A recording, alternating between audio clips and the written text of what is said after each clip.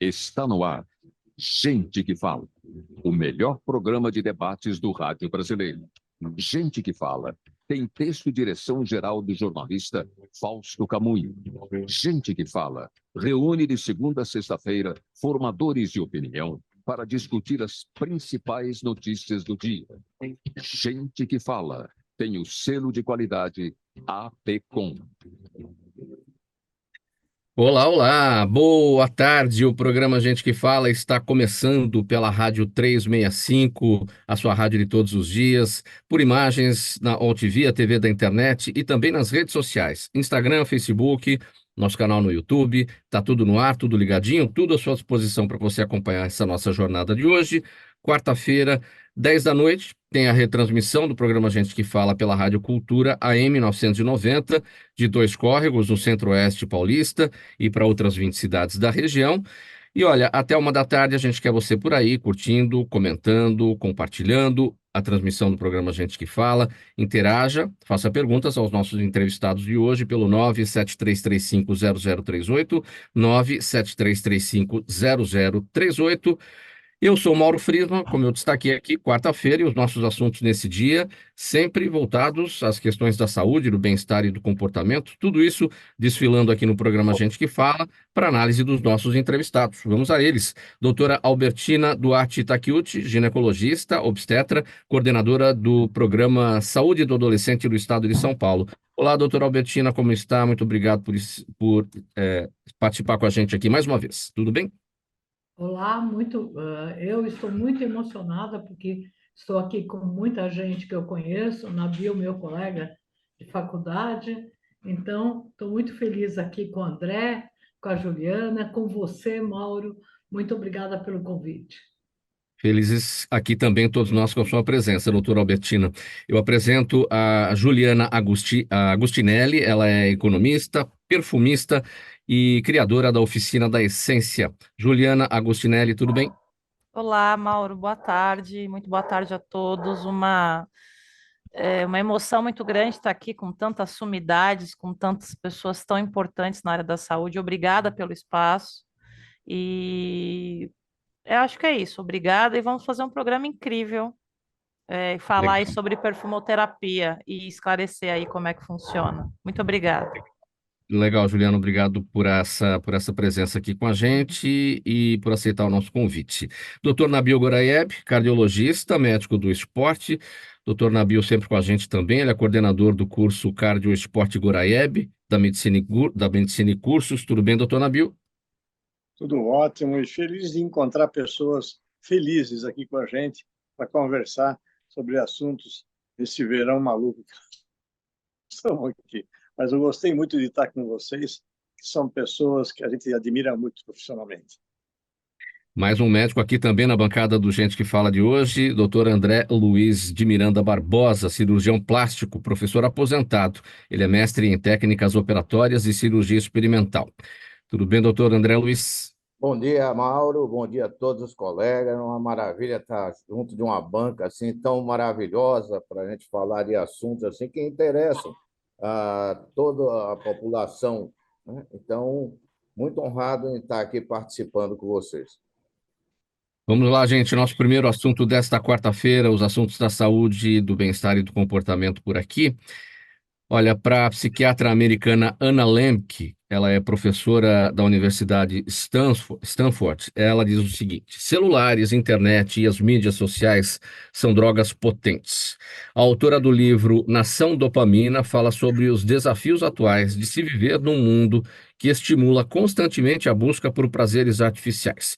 Segundo a psiquiatra Anna Lembke, as redes sociais e aplicativos são projetados para estimular a liberação de dopamina, criando uma busca constante por recompensa e gratificação. E as consequências dessa incessante busca por toda uma sociedade são imprevisíveis. Opinião aqui, avaliação da professora americana, da psiquiatra americana, Anna Lembke. Doutora Albertina, a senhora concorda com ela? Vamos entender, acho que em primeiro lugar aqui, o que é a dopamina, né? Eu acho que eu tenho poucas notícias sobre dopamina, mas o que eu vejo no meu dia a dia, trabalhando com adolescente e trabalhando principalmente com adolescentes de diversas classes sociais, a falta de comunicação. Então, adolescentes não se comunicam, né, nem com os pais, nem com os amigos, a não ser por WhatsApp ou por redes sociais. Uma pesquisa que eu fiz é que como foi difícil no dia agora que a gente fez um trabalho do meio ambiente e fizemos os adolescentes plantarem 5.000 árvores. Eles, no primeiro momento, pareciam que tinham síndrome de abstinência. Então, realmente, nós temos que estudar os efeitos das redes sociais, do WhatsApp, seja ou pela dopamina ou pela mudança de comportamento. Doutor André Luiz, sua avaliação sobre esse nosso primeiro assunto, a questão da dopamina, que seria estimulada aí pelas redes sociais, pelo uso dos Olha, aplicativos, o em primeiro entendimento lugar, Mauro, da vamos entender um pouquinho, psiquiatra né? O que americana. é a dopamina e a serotonina, elas são mais ou menos a mesma coisa, né? O que é isso? Eles são produzidos pela hipófise, né? Um neurotransmissor, né? E ele está relacionado ao sono, não é só ao bem-estar, está relacionado ao sono, à atenção, às emoções e ao aprendizado. Então, não está só relacionado à situação do bem-estar e do prazer, né? A situação de bem-estar e do prazer já está sendo um problema social, né? Muitas vezes causado pela educação, pela transformação que as famílias passaram nesses últimos 20 anos, né? E o que acontece? Você começa a se afastar cada vez mais do seu convívio social, se embute e começa a usar outros métodos como as redes sociais. Só que vai chegar um tempo que essa rede social já não vai mais lhe satisfazer. Então, o que acontece? Você vai procurar outras coisas que tragam satisfação a você.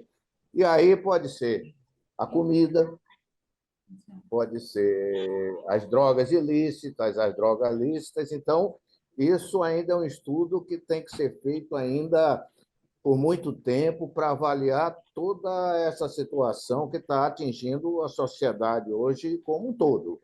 Eu não excluo ninguém dessa situação. Doutor Nabil Goraieb, seu entendimento. O senhor está de acordo com a psiquiatra americana? Aí no seu universo, entre os mais jovens aí da família, há muita gente aí que não sai dos aplicativos, das redes sociais? A gente percebe realmente que nos últimos 25, 30 anos houve uma revolução. Quem é que sabia o que era um celular há 30 anos atrás? Eu lembro quando saíram os primeiros celulares, parecia um tijolo, o tamanho deles. Nossa, aquilo lá era assim, só o rico ou aquele indivíduo que tinha influência que tinha o celular. E hoje, a criança já com 1 ano de idade já ganha o celular para começar a brincar com os joguinhos, os pais levam, vão levar no restaurante, levam no parque, já dão para eles um tablet ou um celular para eles ficarem brincando, sem nenhuma noção da importância do que vai acontecer com essas crianças desse jeito. E nós estamos numa linha de não saber o que vai acontecer. Preocupa muito, a gente imagina. Eu estava vendo agora vários médicos recém-formados inventaram a história da dancinha para chamar a atenção de pacientes, que é ridículo, ridículo. Mas quando a gente vai conversar com eles, olha, você médico, vai se expor desse jeito, como é que eu vou trazer os conhecidos, os pacientes? Então, eles começam a querer atrair as pessoas desse jeito. Então, na verdade, nós estamos numa revolução que eu não consigo ainda enxergar coisa boa nela. Eu preocupa muito. Esse trabalho da professora de Stanford é uma universidade das 5 melhores do mundo. Então, não se imagina que tenha sido feita alguma coisa mal feita. Mas mesmo sendo bem feita, por exemplo, a gente não sabe onde nós vamos chegar. O que ela está querendo mostrar pode ser um fio da meada que a gente vai saber lá na frente ainda. Mas que realmente as nossas mídias sociais preocupam, todos nós, hein? Todos nós, sejam pais, sejamos filhos, sejamos colegas, todos nós estamos assustados com o volume de informação e de coisas acontecendo. Juliana, seu entendimento sobre esse tema, essa percepção, portanto, da pesquisadora americana, que entende que as redes sociais e os aplicativos são projetados com o objetivo de estimular a liberação, da dopamina. Mauro, obrigada pela palavra. É assim, eu como uma mãe de uma criança de 9 anos, e aí o doutor Nabil bem disse mesmo, essa questão da gente ir aos restaurantes e as crianças muito pequenas já terem tablet, já terem celular, é algo, é um escape para as mães e para os pais poderem respirar, e aí você deixa com o seu filho aquilo. Eu relutei muito em dar um celular para minha filha, ela ganhou um celular do meu pai esse ano, quando ela fez 9 anos, veementemente contra a minha vontade, justamente por conta dessa. É um vício, né? Então, as redes sociais, elas têm esse atrativo de mostrar muitas coisas e de trazer, o doutor Nabil falou dessas dancinhas e tal, a gente está essa geração TikToker, né? Que tudo dança, todos os assuntos dançam e realmente é algo muito sério. Existem estudos, inclusive, de vícios de celular, existem vídeos que rodam aí as redes de crianças. Eu não sei se os senhores já puderam ver esse vídeo de uma criança, acho que oriental, dentro de um voo, e eles tiraram o celular da mão da criança, e a criança, com a mão assim, fazia assim, chorava desesperadamente porque não tinha acesso. Quer dizer, eu imagino que esse vício das redes e as redes justamente atraírem as pessoas é como se fosse uma questão hipnotizadora. Os doutores vão aí me corrigir se eu estiver errada, mas a gente estava falando sobre um pouco antes sobre a questão do TDAH. Eu sou portadora de TDAH e essa dopamina ela gera essa recompensa, e aí eu acho que eu vou além até. As redes sociais mostram realidades que a gente gostaria de viver, né? Então as pessoas estão muito felizes na rede social, então você vai se dopando daquilo como se algo fizesse parte da sua vida, né? Eu acho muito perigoso.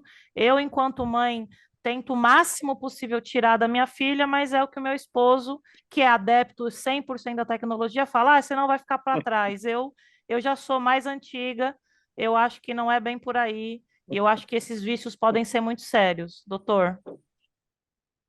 Doutor Nabil.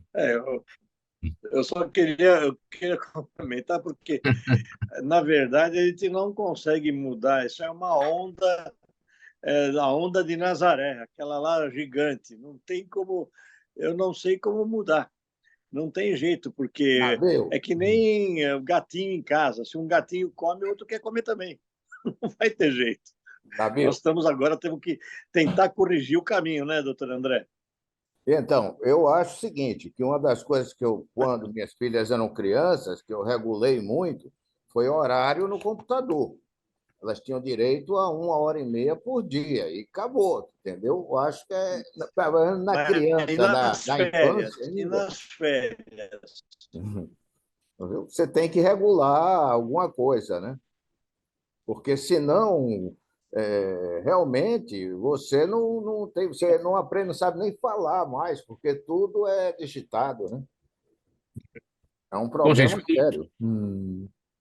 vamos avançar aqui no programa Gente que Fala, edição de quarta-feira, os assuntos da saúde, do comportamento, do bem-estar passando por aqui nesse dia, pela Rádio 365, sua rádio de todos os dias, AltV, TV da internet, redes sociais, Facebook, Instagram, nosso canal no YouTube e também a retransmissão pela Rádio Cultura a partir das 10 da noite, Rádio Cultura AM 990, de Dois Córregos, no Centro-Oeste Paulista. Próximo assunto é o seguinte: vamos falar da campanha Janeiro Verde, que tem como objetivo alertar a população sobre a prevenção do câncer de colo de útero. É o terceiro tipo de câncer mais recorrente entre as mulheres no Brasil. Existe vacina contra o HPV, que é o principal causador da doença, mas o índice de imunização caiu muito nos últimos anos, gerando um aumento no número de casos da doença considerados evitáveis. Doutora Albertina Duarte Takeuchi, qual é o alerta? Olha, eu sempre me preocupo quando a gente diz de câncer e com os números das mulheres que morrem ainda. São 5.200 mulheres que morrem por ano no Brasil. Isso dá 15 mulheres por dia. Uma mulher a cada 90 minutos morre no Brasil por uma doença que pode ser evitada. Então, isso me preocupa mais. 16 mil casos que nós temos de diagnosticados, às vezes tardiamente. Então, primeiro, nós temos o Papa Nicolau, para que todas as mulheres possam ter um diagnóstico. Ela é um alerta nos casos que há uma suspeita, pode-se fazer a colposcopia, que também é uma possibilidade. Nós temos o SUS. O SUS possibilitou que nós pudéssemos não ter mais do que 700 mil mortes, senão nós teríamos muito mais. A vacina do HPV foi uma das vacinas do Brasil que sofreu um retrocesso, porque, na verdade, os medos dessa vacina já eram tirados. As mães, através de campanhas, e eu participei muito dessa campanha na cidade, no estado de São Paulo, elas pediram, já não tinham mais tanto medo, porque a ideia era, será que dando vacina de 10 a 14 anos, essas crianças não vão ser estimuladas a ter vida sexual? E aí a gente passou a discutir. Não, não é. Elas têm mais anticorpos nessa fase. Hoje nós temos a vacina do HPV nonavalente na rede não pública, mas na rede dos convênios e na rede particular. A quadrivalente, ela é uma vacina efetiva porque 90% dos casos são causados por HPV. Então, o que eu entendo? Que os convênios têm, sim, que abrir esse leque de vacinas, porque a gente paga muito caro o convênio. Que o SUS tem que ampliar, porque nós podemos ter mulheres que já tiveram HPV e que podem tomar a vacina, mas eu indico que de 10 a 14, para meninos e meninas, é a produção de mais anticorpos. Então, nós somos um país com o melhor sistema, com maior índice, o sistema de vacinação no Brasil é incrível, então nós vamos fazer uma campanha nova para que retornem as vacinas. O medo das vacinas não foi só para HPV, foi para sarampo, foi para Covid. Quer dizer, a vacina, que é um festejo, acabou sendo discriminada, e para as mulheres houve um grande sofrimento, para as meninas também.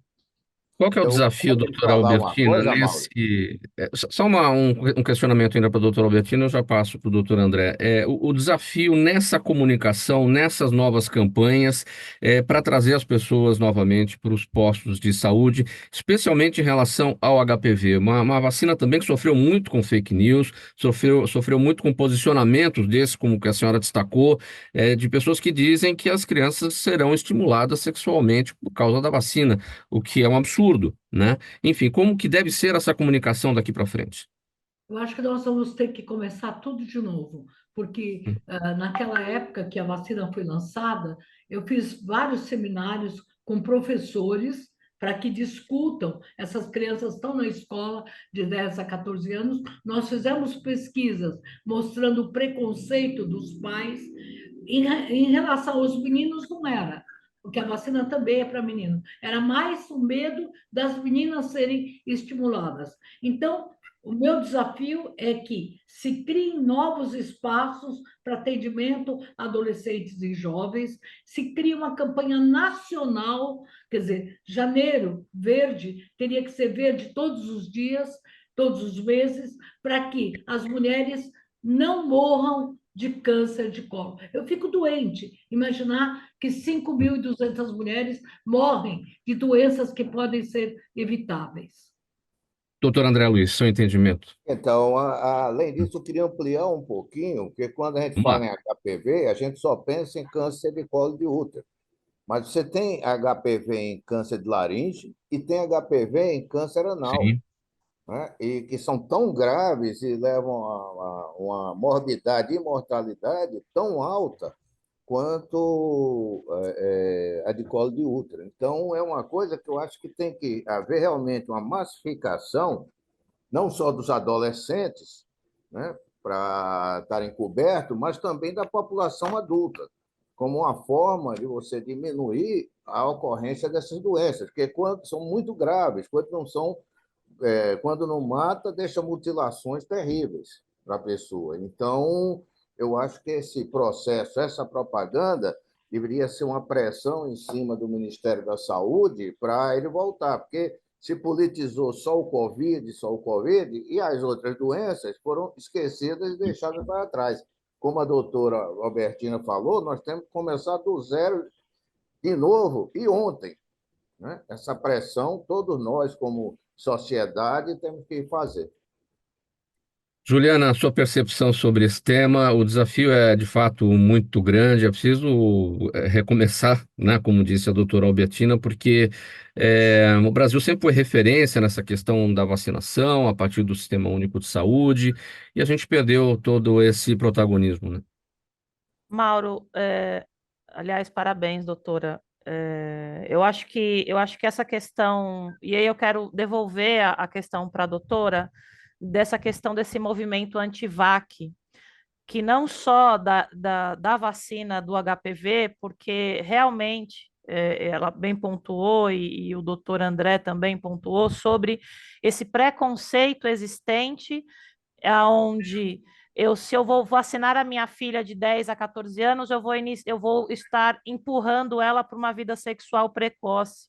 E é justamente esse tipo de educação sexual que a gente luta nas escolas e é tão mal visto pela sociedade hoje em dia, porque hoje em dia a gente entende e as pessoas entendem que educação sexual na escola é ensinar a criançada a praticar o ato. Muito pelo contrário, existem muitos casos de crianças que foram abusadas e que, com aulas de educação sexual, elas identificaram que aquilo era um abuso e identificaram o agressor. Então, eu acredito, doutora, a senhora me corrija se eu estiver errada mais uma vez, mas esse preconceito e esse machismo estrutural, porque, veja, a senhora disse, tem nos meninos também, no menino não é problema, é só o problema na menina, ou seja, o menino pode iniciar a vida sexual dele cedo, enquanto a menina tem que estar resguardada.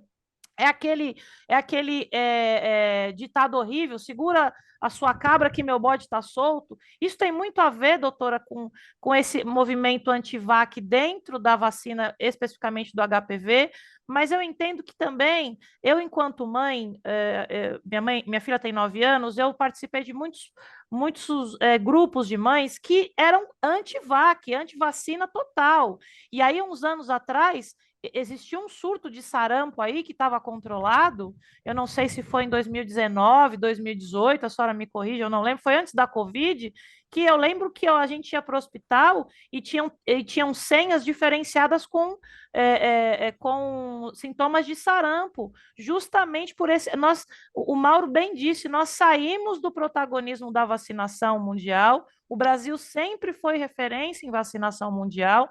Existe um retrocesso nesses últimos anos e a gente precisa, como diz o doutor André, precisa para ontem, para agora e para já retomar esse protagonismo, né? Então, a minha filha tem 9 anos, quando ela fizer 10 anos, eu vou vaciná-la contra o HPV, porque é algo de muito grave o que a senhora está dizendo aí. Quer dizer, a cada 9 minutos uma mulher morre por uma coisa que pode ser evitada.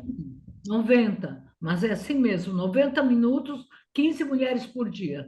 Quer dizer, cada 1h30 eu tenho uma mulher que é vítima disso. E aí o doutor André disse que também tem o câncer de laringe, o câncer anal, quer dizer, então vamos conscientizar, já que existe um machismo, vamos vacinar pelo menos os meninos por enquanto, para ter uma solução paliativa, mas precisa existir uma campanha da saúde pública, do Ministério da Saúde, como disse o doutor André, de uma coisa mais delicada, porque é muito complicado, esses números são alarmantes, é assustador isso. Viver numa situação onde a gente entende que o preconceito por uma vacina, e seja da HPV, seja da Covid, que eu conheço muitas pessoas que não se vacinaram contra a Covid até hoje, por convecção e fake news, como bem disse o Mauro, e aí a gente tá num processo de voltar na estaca zero, né? A gente está tendo volta de doenças que já tinham sido erradicadas, entendeu? Então, por quê? Porque em outros países ainda existem ocorrência, e quando eles fazem a migração para o país, nós estamos sem vacina, então nós estamos abertos a receber esses vírus.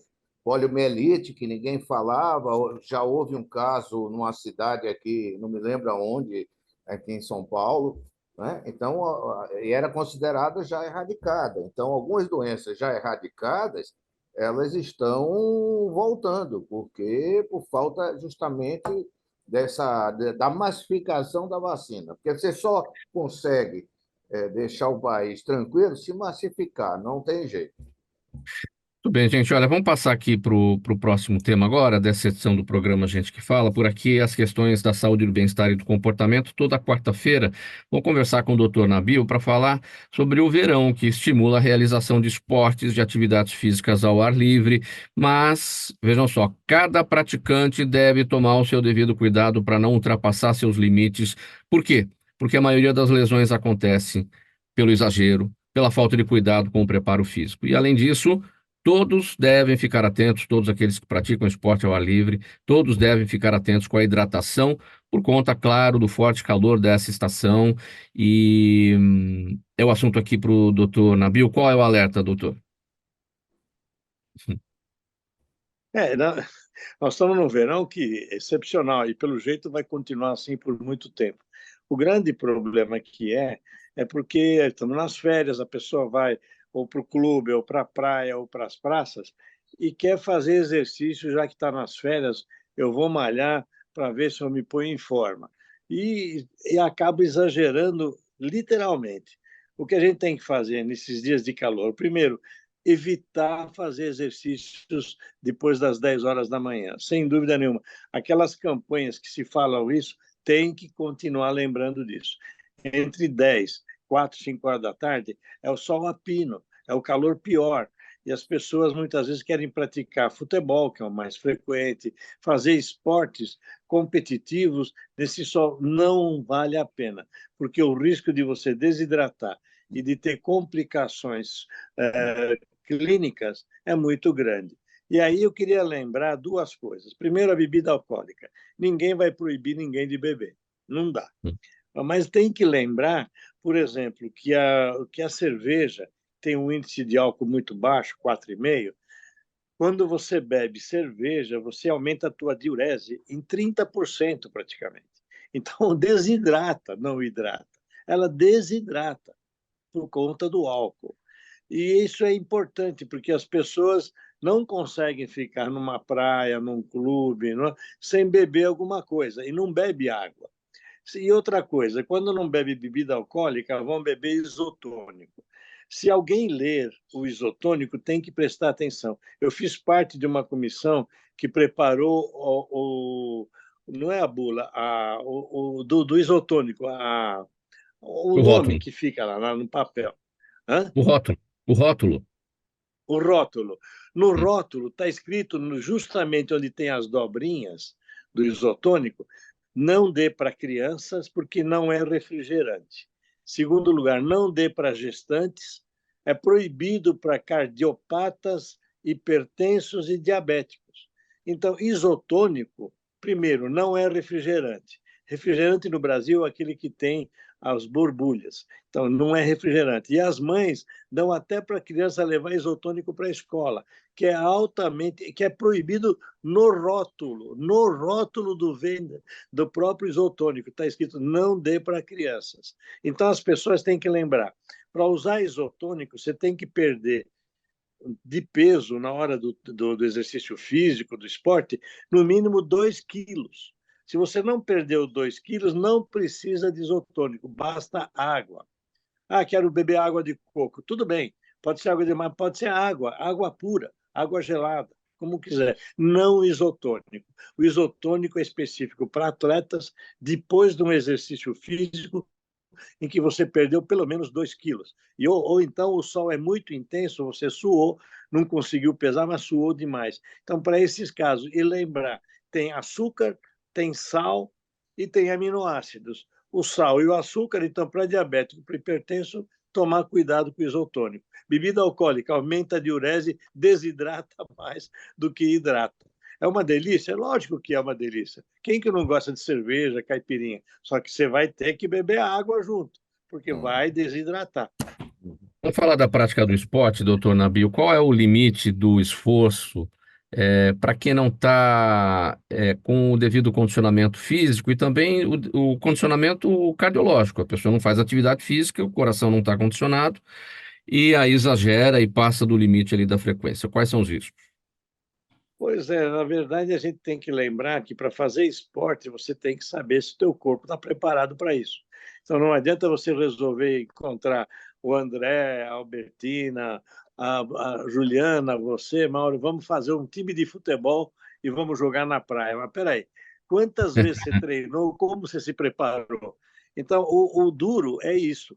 Agora, para a gente não perder a chance de fazer atividade física, vários trabalhos feitos no exterior mostraram que o caminhar de 30 minutos todos os dias, ou subir 3 andares de escada, de 3 andares, você consegue ter benefícios para o corpo. E tem uma coisa importante: o benefício metabólico que a gente ganha com as chamadas enzimas, são as citocinas, elas têm uma duração, 36 horas, 40 horas. Se você fizer exercício no domingo, na terça-feira acabou. Se você vai fazer só de domingo a domingo, não fez nada de benefício, você fez só uma atitude lúdica, brincadeira. Então, você tem que ser regular. Atividade física, o mesmo caminhar lento do idoso, é ótimo se for 3 vezes por semana. Eu vou na academia que eu tenho 55 anos, estou ótimo. Sim, dia sim, dia não, não todo dia. Por quê? O corpo precisa de 24 horas para se recuperar. Ele não é mais um garotão de 18 anos. Garotão de 18 anos faz o que quiser, não acontece nada. Agora, no indivíduo com mais dos 40 anos ou, mais, ou 60 ou mais, tem que tomar cuidado, porque o desgaste vem e a gente consegue até medir do ponto de vista laboratorial. A gente faz as dosagens do CPK, por exemplo, após a atividade física, o normal é até 250, está em 3.000, 2.000, estão mostrando que há um desgaste natural e recuperável, só que você tem que dar chance para o teu corpo recuperar esse desgaste. Então, é isso aí, a atividade física tem que ser feita, pode ser qualquer uma, mas tem que ter regularidade para ganhar benefícios nessa atividade física. Agora, tem muita gente que chega na praia meio-dia, né? Ninguém quer ir antes das 10 ou depois das 4, quer chegar lá Eu com quero sol a falar um pino, pouquinho, né? irmão. Eu Fala, quero doutor falar. André. Pois é. Fala sobre isso, então. O sol a pino é um costume brasileiro, né? Não adianta. Mas não é bom, porque ali ainda tem um risco que o cirurgião plástico deve saber da pele, desenvolver o câncer de pele. Era o que É o eu ia grande acabar de problema. falar, rapaz. Então, Vamos lá, doutor além André. do coração, tem o câncer. Então, veja, nós somos num mundo agressivo, nós não estamos morando no meio do mato. Aliás, se você olhar os índios, por exemplo, eles não têm nem pressão alta, porque eles não comem sal, não comem alimento industrializado. Quando fizeram o projeto Rondon, que a Albertina, a gente participou disso daí, a gente conhecia os índios, não tinham hipertensão. Como é que faz? Porque eles tinham hábitos de saúde bastante saudáveis para eles, que eles aprenderam, conforme eles foram vivendo, foram aprendendo. Nós precisamos ensinar a nossa turma para isso aí. Era isso. Doutor André, vamos lá falar então sobre os cuidados com a... Então, a gente sabe, isso é ponto pacífico, porque esse sol, principalmente após as 10 e até as 16, ele traz uma inversão de onda, né, que causa lesão muito forte na pele, muito. Né? E essa lesão tem uma coisa muito séria. A irradiação ela não termina na hora que você está tomando sol. Horas, dias depois, ela ainda continua a se manifestar na sua pele.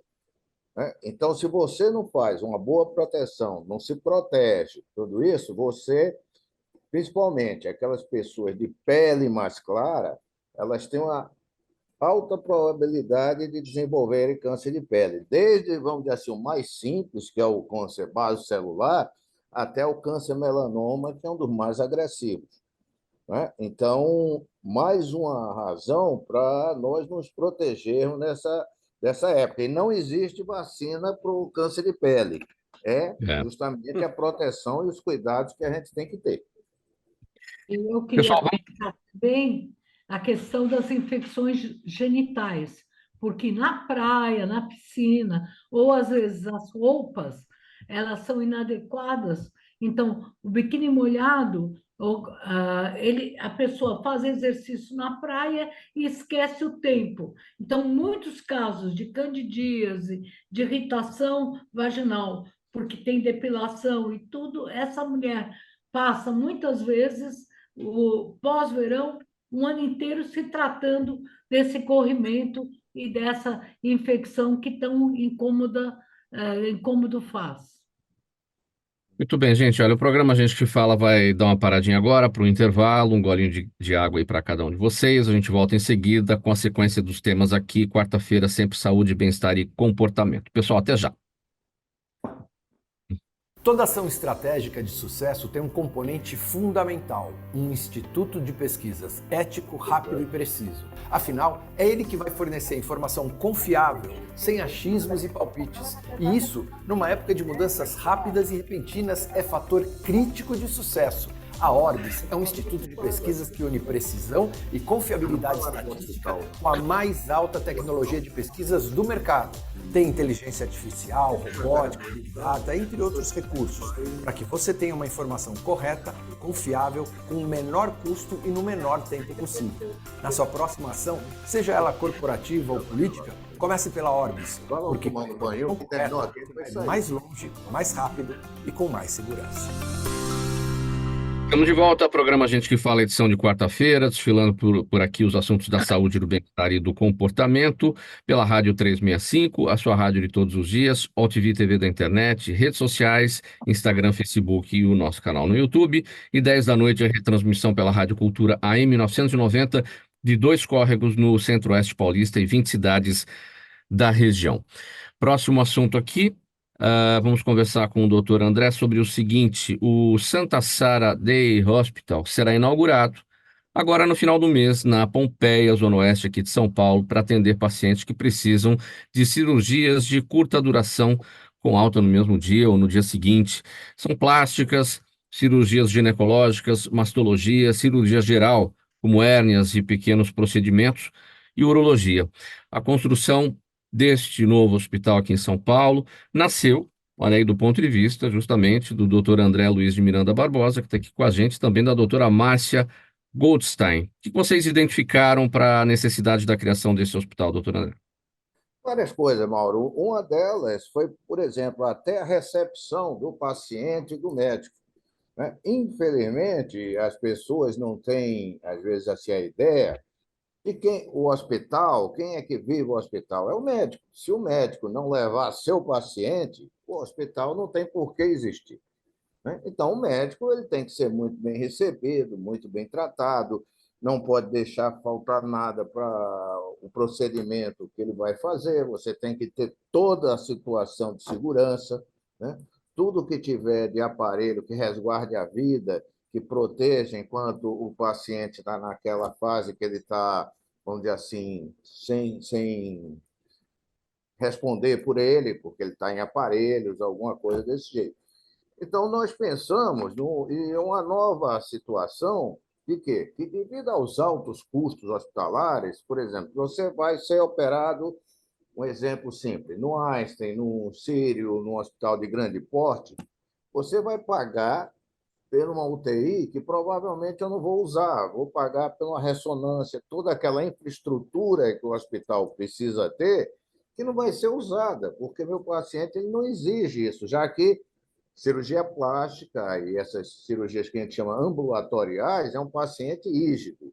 Asa 1, que a gente chama, que é o paciente totalmente rígido, sem nenhum problema de saúde, até o asa 2, que ele tem pequenas alterações, por exemplo, uma pressão aumentada, mas controlada, uma diabetes controlada. Então, ele não tem grandes problemas de saúde, que exigem uma estrutura muito complexa.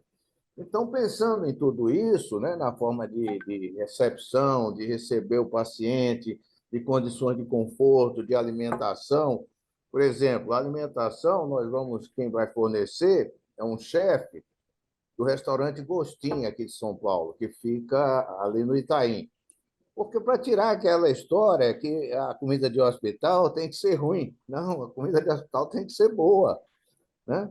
A equipe, É. quando termina de operar, tem que ter uma comida boa, que ele recupere as forças do trabalho que ele teve. Então, nós estamos assim, tendo o maior cuidado para que todas essas situações que a gente viu de errado nos outros lugares não aconteçam aqui.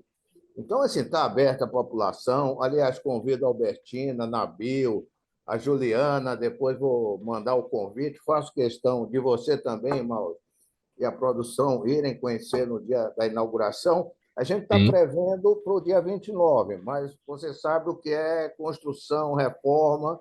Às vezes atrasa um pouquinho, mas até a primeira semana de fevereiro eu gostaria de estar inaugurando. Bom, eu destaquei aqui, então, doutor André, plásticas, cirurgias ginecológicas, mastologia, cirurgia geral como hérnias e pequenos procedimentos e urologia. Como o senhor destacou, pacientes que estão bem de saúde, que precisam de pequenos procedimentos, não estão lá para grandes tratamentos. Daí, a possibilidade de se fazer essa intervenção e de ter alta realmente no mesmo dia ou no máximo no dia seguinte. Uhum. Hoje mesmo, você vê, eu acompanhei meu irmão numa cirurgia, que foi uma cirurgia de otorrino, foi 1h30. Para o otorrino é muito grande essa cirurgia, mas ele vai ter alta agora às 5 horas da tarde, sem problema nenhum. Então, assim, hoje, o que é que a gente procura? Que o paciente fique o menos tempo possível no hospital, para que a recuperação dele seja melhor, evite, por exemplo, a terrível infecção hospitalar. Evitar riscos, né? Então, a gente tenta evitar tudo isso, né? Como é que você evita? Você, cuidado diuturnos. Hoje, inclusive, tem uma pessoa que já está treinando a enfermagem no que a gente chama de normas de boas práticas. E são protocolos que a gente segue rigidamente. Pode ser, até se eu for operar no meu hospital, eu tenho que seguir todo o protocolo, não posso fugir. Como é que, uma curiosidade, como é que surge o nome do hospital? Como é que vocês escolheram? Por que Santa Sara? Santa Sara, porque Santa Sara ela foi nossa padroeira, né? Ela é uma santa que não é assim muito conhecida, né? Ela é mais conhecida como a Santa dos Ciganos, mas tem uma história muito bonita que ela era escrava de José de Arimateia. E eles estavam num barco no Mar da Galileia e tiveram uma tempestade muito forte e o barco estava perto de afundar. E ela se ajoelhou e pediu que, se eles chegassem salvos à terra, nunca mais ela deixaria de usar o manto, né? Então, chegaram salvos à terra. Então, ela passou a ser a santa de todos aqueles que estão perdidos em situação de dificuldade, assim, problema na saúde, tudo isso. Então, passamos a conhecer bem a história, por isso que resolvemos dar o nome de Santa Sara. Bom, então, no dia 29, a inauguração do Santa Sara Day Hospital.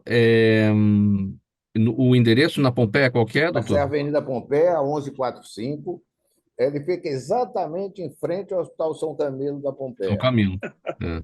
Inclusive, deve ser o nosso hospital de referência, porque isso Muito, a vigilância sanitária ela nos obriga a ter um hospital de referência para qualquer eventualidade. muito bem, vamos seguir aqui com o programa Gente que Fala, os assuntos da saúde, do bem-estar e do comportamento, sempre às quartas-feiras por aqui.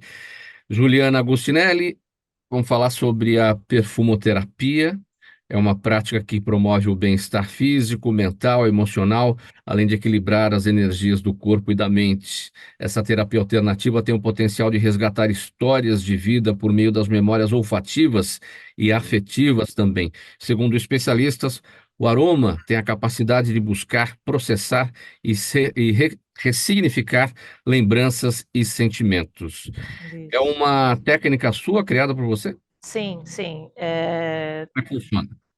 Na verdade, eu sou formada em economia, trabalhei por 10 anos na área financeira, como gestão financeira, e aí em um determinado momento a gente como aqui foi dito, a gente tem que ressignificar e deixar algo para o mundo, né? E na minha cabeça, ser financeiro não ia deixar muita coisa de importante, né? Como os doutores aí, tantas contribuições, né?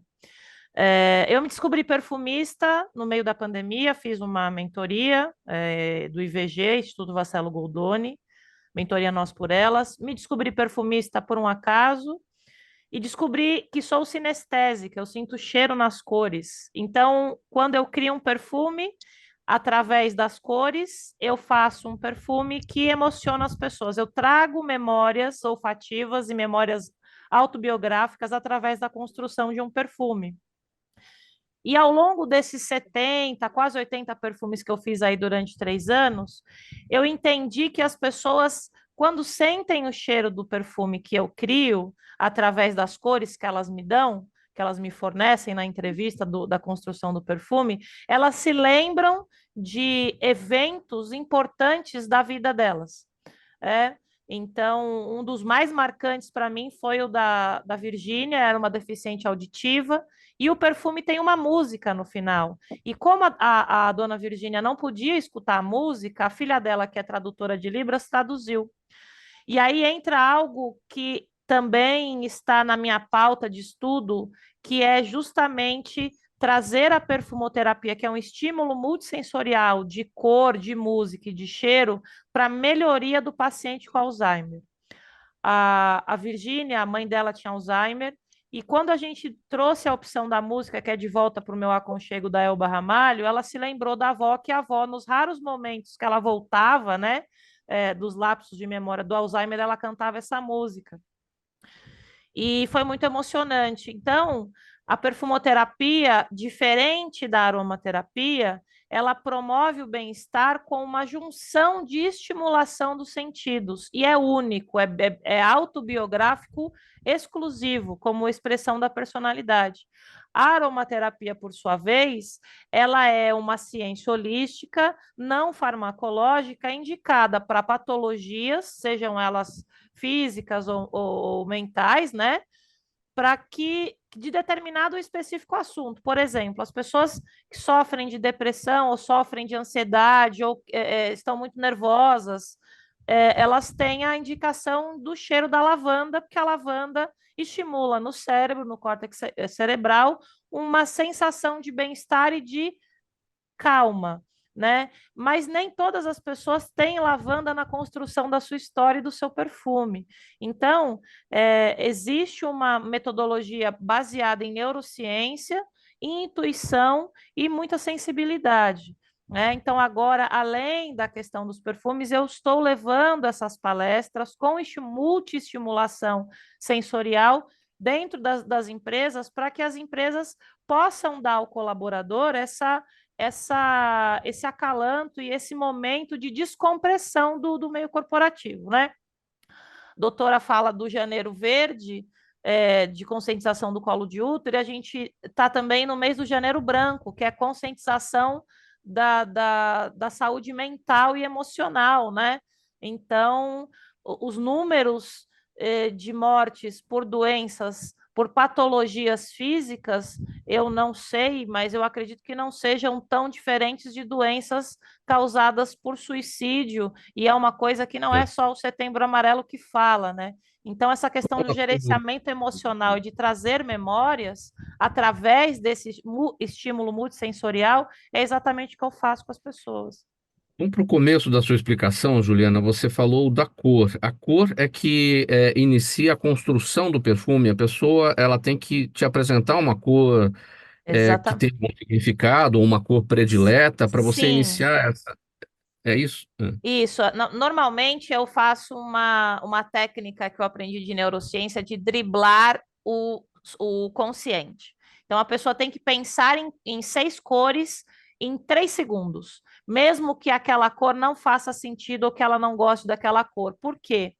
Porque eu descobri que durante a vida as cores que nós nos deparamos para construir as nossas imagens mentais estão ligadas a fatos importantes. Então, no dia que eu passei no vestibular, eu estava com uma camiseta azul clara. Só que a pessoa de imediato não se lembra desse momento. Então, quando ela fala esse azul claro, ela está dizendo para mim que no subconsciente, na memória autobiográfica dela, existe uma percepção e algo importante dentro da memória dela, e ela me traz. E aí eu vou sentir o cheiro dessa cor. Eu vou atribuir uma essência, uma mistura de essência para aquelas cores. E aí é incrível, quando a pessoa sente o cheiro do perfume, e aí eu sei que a pessoa realmente se emociona. Muitas pessoas choram na construção do perfume.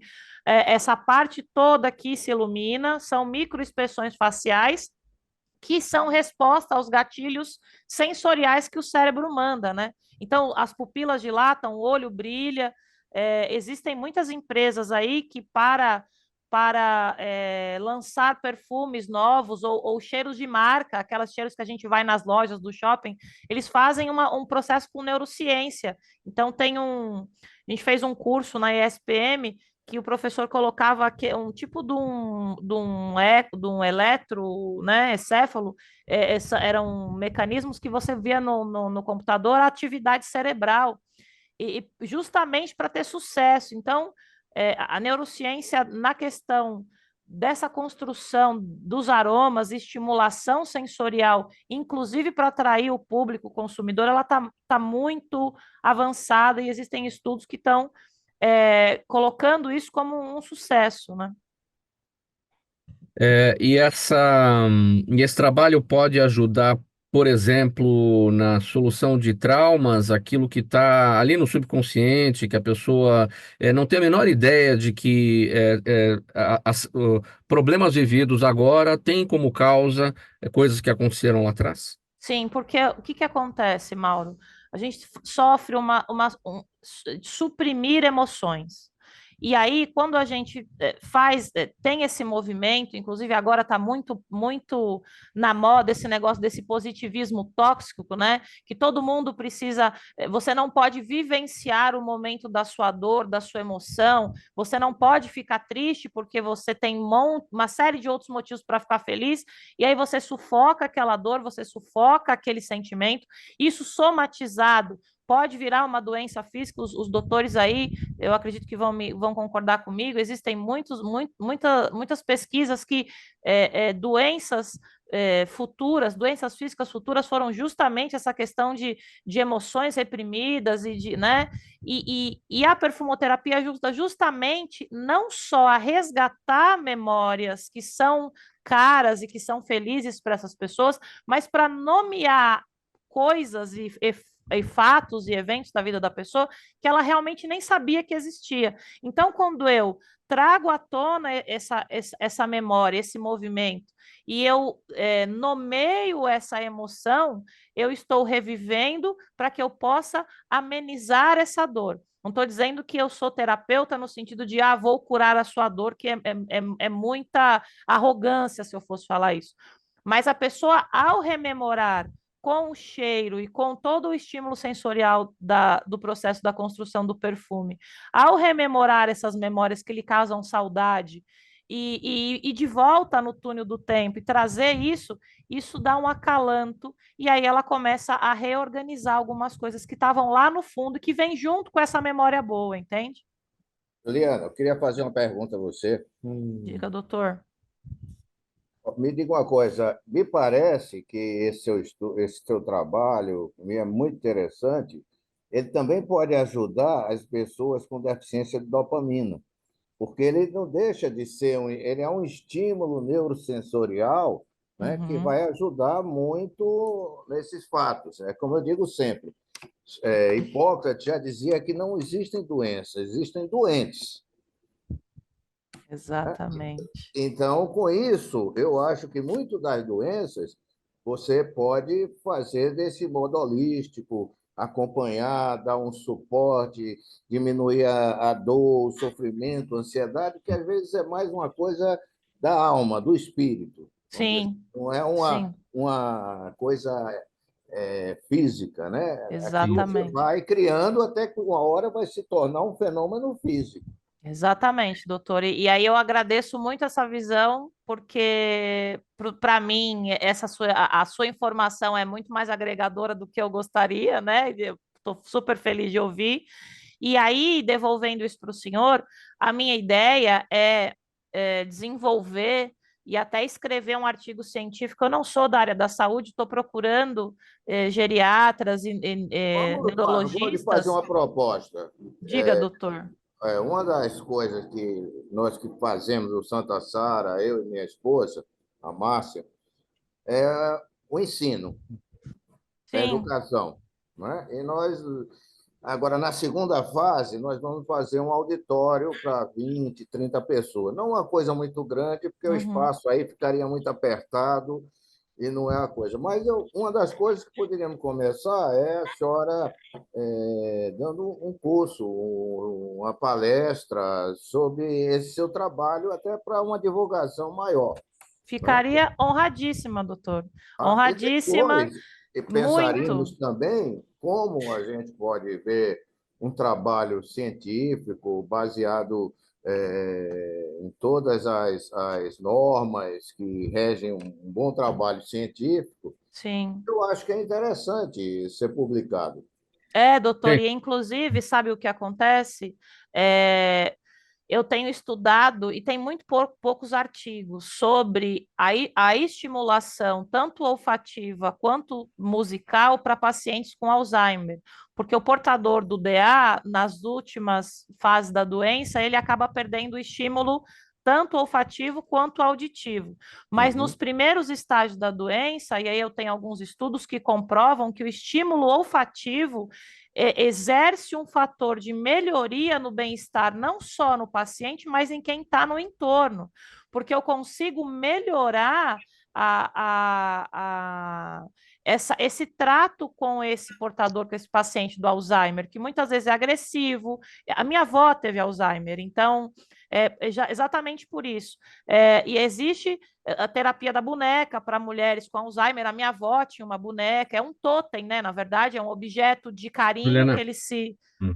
Desculpa, Mauro, acabamos o tempo aqui. A gente está em cima do tempo aqui, temos 4 minutos só. Perguntas da nossa audiência, vamos a elas bem rapidinho. Desculpa cortar. Imagina, Mauro, eu nem tinha visto. Eu, Obrigada, doutor. Vamos falar, eu viu? eu vou te pedir, vou pedir a todos aqui muita brevidade, poucos segundos para cada resposta, que tem uma pergunta para cada um. Doutor Nabil, Jaime do Jardim Monfilholi, obrigado, Jaime, aqui pela participação sempre. Ele diz assim: com o calor acima da média e sol forte, é prudente para quem joga futebol disputar as partidas mesmo às 16 horas? Não, tem que esperar realmente mudar o clima, porque não vale a pena. O risco é sempre muito grande de problemas. Então, esperar para mais tarde, não tem jeito. Nós estamos numa situação excepcional, de alto nível de calor. Espera um pouquinho mais, 5, 6 horas da tarde. Doutora Albertina, Ana Maria Lopes no YouTube pergunta sobre menopausa precoce. O que faz com que algumas mulheres tenham a menopausa antes da hora, começando mais cedo? A gente define menopausa precoce antes dos 40 anos. É possível uma mulher que teve muitas hemorragias, às vezes que ela teve biomas ou cisto de ovário. Na verdade, existe um complexo que altera os hormônios, mas também anemias e doenças autoimunes, ou às vezes um emagrecimento muito rápido. Tudo isso pode causar menopausa precoce, que se caracteriza antes dos 40 anos.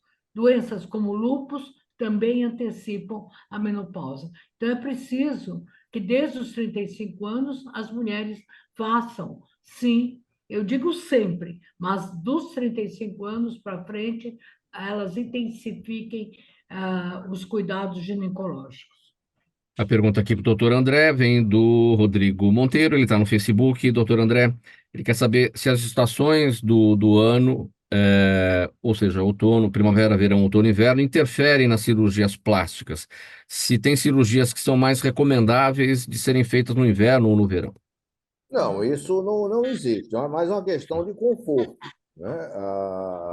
Quanto à técnica, a recuperação, tanto faz a época. É uma questão mais de conforto, porque principalmente você precisa usar alguns alguns cintas, que aquilo vai dar uma compressão na pele para que acomode. Então, isso às vezes no verão pode causar um certo incômodo, mas não existe uma época. A época é que a paciente esteja em condições clínicas para fazer. Juliana, a pergunta da Gabriela Martins no Instagram: um perfume pode combinar com uma pessoa e não combinar com outra? Com certeza. Com Hum. certeza. Quando a gente fala de perfume de nicho, a pele é um cheiro, é uma nota olfativa, e eu considero isso na construção do meu perfume. Então, a sua pele ou pode ser ressecada, ou você pode ter um cheiro. Todo mundo tem um cheiro característico que eu falo que é a sétima nota olfativa. Pode sim. Nem todo perfume é legal para todo mundo. Então dá para fazer um perfume personalizado.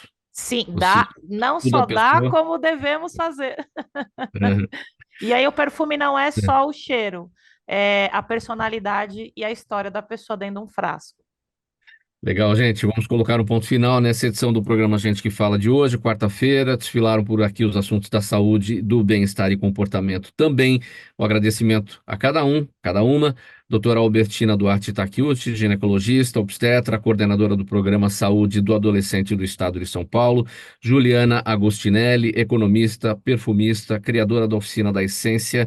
Nabil Goraeb, doutor Nabil, cardiologista, médico do esporte, coordenador do curso Cardio Esporte Goraeb da Medicina e Cursos, e o Dr. André Luiz de Miranda Barbosa, cirurgião plástico, professor aposentado e mestre em técnicas operatórias e cirurgia experimental.